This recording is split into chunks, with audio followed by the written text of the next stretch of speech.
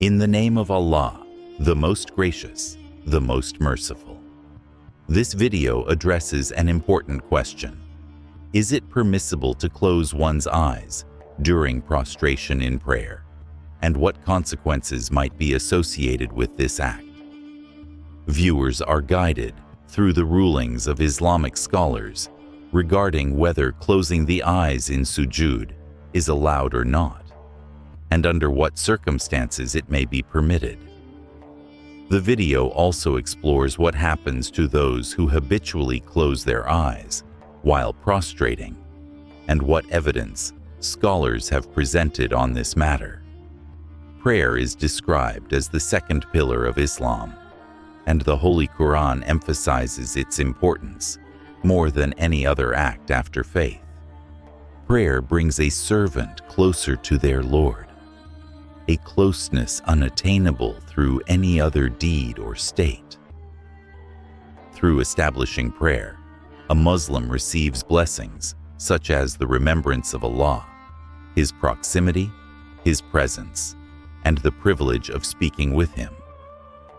Prostration, in particular, is a unique state in which a person places their forehead, the noblest part of the human body, on the ground before Allah. This act symbolizes complete submission to Allah's command, demonstrating that even the most honored part of the body is humbled before the Creator. Prostration elevates a person to a position of being beloved and honored by Allah, representing the pinnacle of devotion and spiritual ascent. The freshness of faith is maintained solely through the remembrance of Allah. Just as a tree without moisture withers and stops bearing fruit, a heart neglectful of Allah loses its faith. Only those whose hearts are filled with the remembrance of Allah can possess living, vibrant faith. Prayer distinguishes a Muslim from a non-believer. One who prays is a Muslim, and one who abandons prayer is considered outside the fold of faith. The video recounts the story of Sayyida Fatima Zahra, the daughter of Prophet Muhammad, peace be upon him, who never missed a prayer despite her hardships.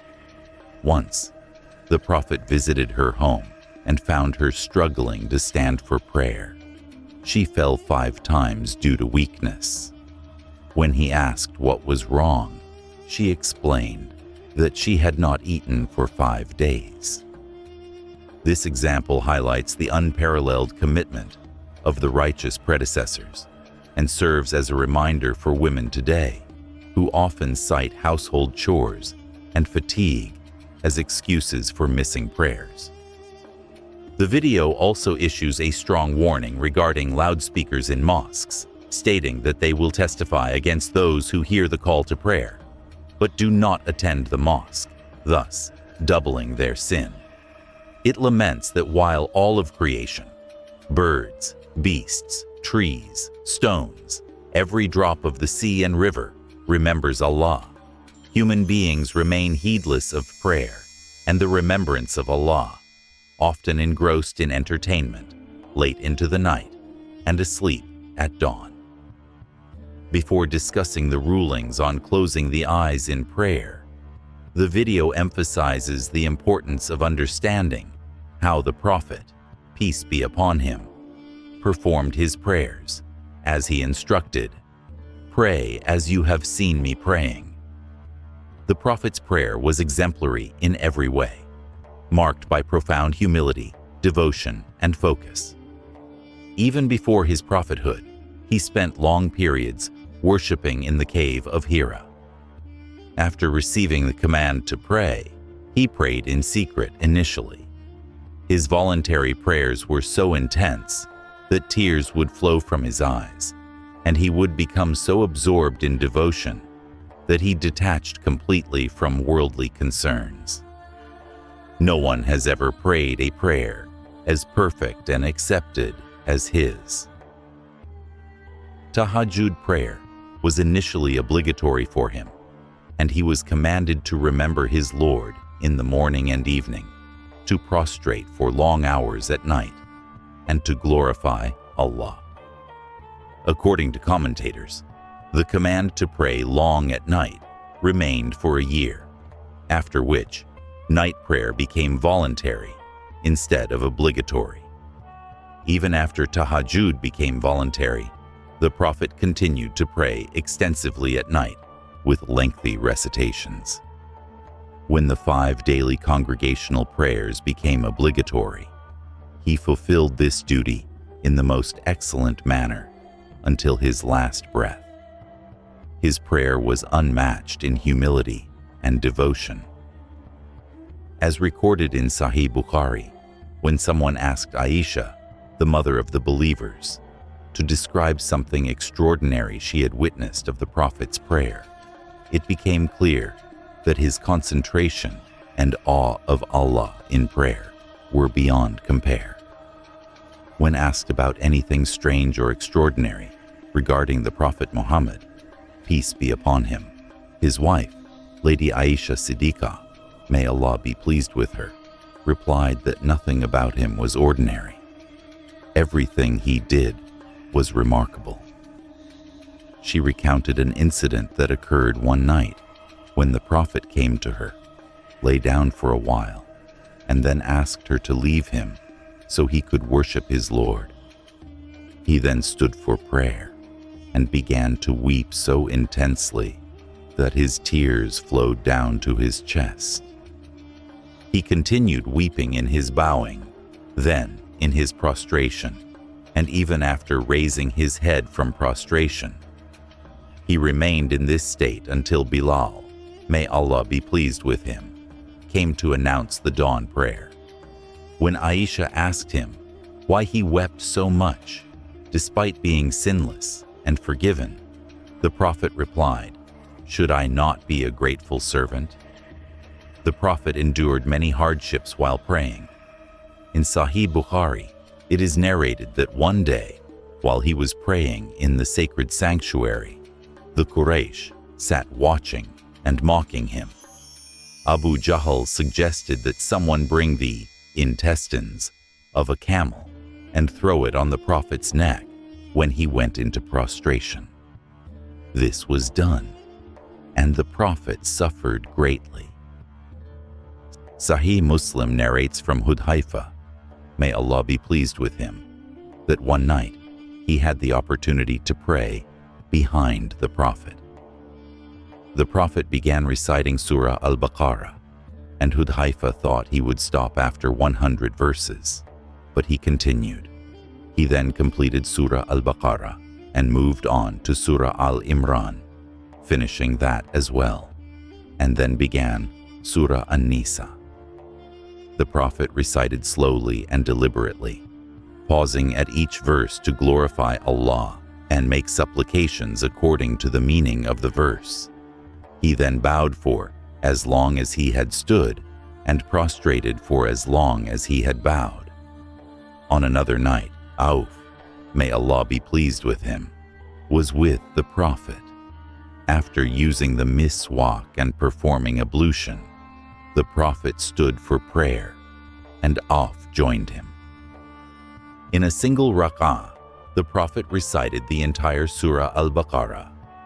Whenever he came to a verse about mercy, he would pause and pray for mercy for a long time. At the end of the surah, he bowed for as long as his recitation had taken, then prostrated for an equally long duration. In the second rak'ah, he recited Surah Al-Imran and continued this pattern throughout the prayer. This was the quality of the Prophet's prayer: lengthy, deeply focused, and full of devotion. Reflecting on our own prayers, we must ask ourselves, do we ever complete even one full surah in our prayers? Being born into the Muslim community is a great blessing, but we must honestly examine whether we truly follow the Prophet's example. Now, regarding the specific question, is it permissible to close one's eyes during prayer? Scholars of Islamic jurisprudence generally agree that closing the eyes without a valid reason is disliked, makruh, as it resembles the practice of the Jews and contradicts the sunnah of looking at the place of prostration. The author of Tuhfatul Muluk also confirmed its disapproval. Imam Kasani stated that it is disliked because it goes against the prophetic practice, as looking at the place of prostration is a prescribed act of worship, and every part of the body, including the eyes, should participate in the prayer. However, scholars have made exceptions. If there is a genuine need or benefit, closing the eyes may be permissible. In some cases, it might even be better than keeping them open. Some jurists have allowed closing the eyes when necessary, especially if doing so enhances concentration and devotion, Khushu, in prayer. Ibn Qayyim, may Allah have mercy on him, wrote in Zad al-Ma'ad that keeping the eyes open is generally required, but if closing them leads to greater focus, for example, if there are distracting decorations or patterns in the prayer area, then it is not disliked. In such situations, closing the eyes might even be recommended, mustahab, as it aligns better with the objectives of Islamic law. In summary, the best course is to pray with eyes open, looking at the place of prostration, as this is the established practice. However, when closing the eyes helps maintain concentration and devotion, it is acceptable and not considered blameworthy. The video concludes with a heartfelt prayer that Allah grants us true understanding of the faith, fills our prayers with humility and focus, enables us to follow in the footsteps of the Prophet Muhammad, peace be upon him, in every aspect of life, and allows us to live and die in accordance with his teachings. The speaker asks to become sincere and steadfast followers of the Prophet, and prays that our final moments be upon faith. Viewers are encouraged to type one of Allah's 99 beautiful names in the comment box, like and share the video, subscribe to the channel, and our bid farewell until the next video.